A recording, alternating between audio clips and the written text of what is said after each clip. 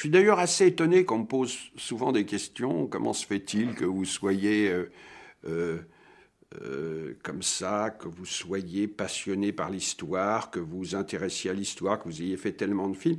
Je suis un peu étonné euh, parce que, je sais pas, je vois chez beaucoup de metteurs en scène que j'admire, je vois chez eux beaucoup de films historiques. Renoir, un exemple, mais John Ford. Qu'est-ce que le western, sinon quand même une forme de film historique? Parce que je trouve que l'histoire, faire un film historique, c'est un défi à votre imagination, à votre désir de créer un univers qui n'est pas un univers quotidien. Ça vous demande de faire des recherches, de connaître des époques, de la faire vivre, d'éviter les clichés qu'on voit dans tant de films historiques, de savoir faire marcher les gens, de savoir peupler une rue, de savoir donner une vie à un décor, de faire comprendre comment telle émotion comment telle émotion peut vivre, s'épanouir. Voilà, donc tout ça, ça me semble être la, la, la base, le fondement de la mise en scène de cinéma. Et je trouve que que faire des films historiques sont des exercices à la fois de salubrité, ça vous oblige à vous poser plein de questions, des questions de tout ordre, des questions politiques, sociologiques, des questions esthétiques. Comment filmer le passé? Où mettre la caméra à telle ou telle occasion? Comment arriver à être contemporain d'un événement? Comment arriver à être contemporain de personnages qui sont très éloignés de nous dans le temps? Puis arriver non seulement à être contemporain d'eux, mais à les rendre contemporains pour le public. À arriver à les faire accepter un public qui en principe, va de plus en plus voir presque uniquement des films, oui, des films sur eux, voilà. Donc, alors le goût, moi je pense que c'est dû à mes lectures d'enfants, peut-être sans doute à mes parents, paraît-il que quand je commençais à parler, et très tôt, je savais par cœur, il m'en reste que quelques vers, le poème de Victor Hugo consacré à la retraite de Russie, que ça m'avait frappé. On s'endormait 1000, on se réveillait 100. Pour la première fois, l'aigle baissait la tête, on était vaincu par sa conquête. Je me souviens encore de ça. Les soldats dormaient dans le ventre des chevaux morts. C'est des images qui m'ont marqué à vie, ça.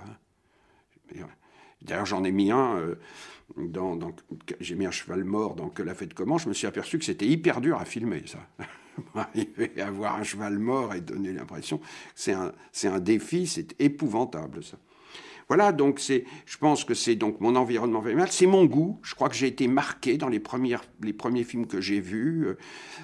L'un des films qui m'a fait vouloir devenir metteur en scène, et l'un des metteurs en scène, c'était John Ford, et les films, c'était la trilogie sur la cavalerie. En tous les cas, deux des titres de cette trilogie, c'est-à-dire La charge héroïque et Le massacre de Fort Apache. Et j'ai eu envie de filmer des cavaliers qui se détachent sur le ciel, le canyon. En même temps, ça m'a tout de suite donné l'impression qu'il y avait une histoire autre que l'histoire officielle. Dans ce film de John Ford, les Indiens n'étaient pas les méchants. Et que tout d'un coup, je découvrais un autre aspect des choses. Ça m'a donné envie de lire des bouquins. Voilà. C'est ça. Et j'ai appris très tôt à rêver en images sur le passé. À rêver et à me dire...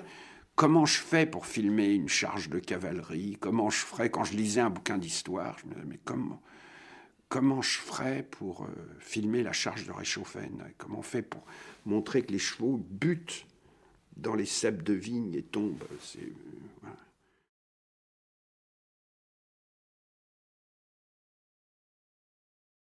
Je lis beaucoup, j'emmagasine, et à un moment, je sais plus qui dit ça, je crois que c'est Manet qui dit, il y a un moment où il faut renvoyer le modèle à la maison. Et il y a un moment où, une fois qu'on a emmagasiné, tout d'un coup, il faut faire des choix. Alors dans ces choix, je vais être très sélectif. Tout d'un coup, je vais être attiré par une chose que n'auront pas noté forcément les historiens. La coïncidence de deux exécutions qui se passent le même jour sur la Régence.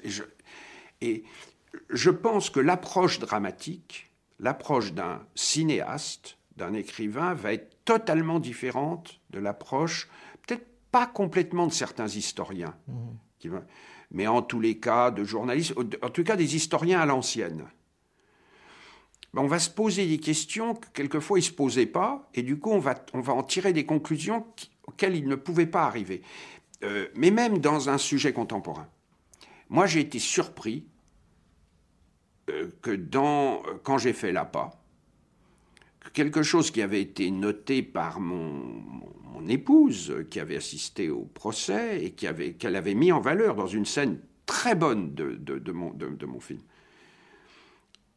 c'était le fait que ces gens qui voulaient faire fortune en Amérique, aucun d'entre eux ne savait parler anglais. Ça n'apparaît pas dans le procès. Les avocats ou les procureurs n'en disent pas. Mais c'est quand même une chose formidable. Vous avez des gens qui volent des Mont Blanc, qui n'arrêtent pas d'être obsédés par les stylos de marque, qui sont pratiquement incapables d'écrire, et qui rêvent de réussir en Amérique et qui ne parlent pas anglais. Immédiatement, dramatiquement, je vais être amené à faire des scènes ces scènes n'ont pas d'équivalence dans l'approche journalistique, dans l'approche aussi, procédurale de ce fait divers. D'ailleurs, en même temps, j'ai toujours été triste et j'ai regretté que l'éducation nationale ait refusé l'APA. De le prendre en compte, d'essayer d'en profiter de ce film pour faire des débats, parce que les gens à qui on l'avait montré nous avaient dit « Nous ne pouvons pas utiliser ce film parce que si ce que vous montrez est vrai, cela montre un échec absolu de notre part. » Ben, cet échec, il existe. Cet échec, il a produit le gang des barbares. Donc le fait de ne l'avoir pas pris en compte, et pas utiliser ce film qui est en train d'être un cri d'alarme et qui essaye de montrer ce qui se passe quand tout d'un coup on additionne les ignorances. Voilà, je trouve que c'est dommage qu'on n'utilise pas l'arme qu'est le cinéma à ce moment-là, quitte à prendre des risques. C'est vrai que l'APA est un sujet difficile, mais qui permet de prendre des risques. Mais j'applique à l'APA j'applique la même approche que je vais appliquer à un film historique. Et peut-être si le film est juste, c'est aussi parce que j'ai fait des films historiques avant, et que je vais pouvoir trouver des éléments et leur donner une vie, une force, et ces éléments jettent un coup de projecteur sur une émotion, sur un moment de l'histoire qui avait été ignoré.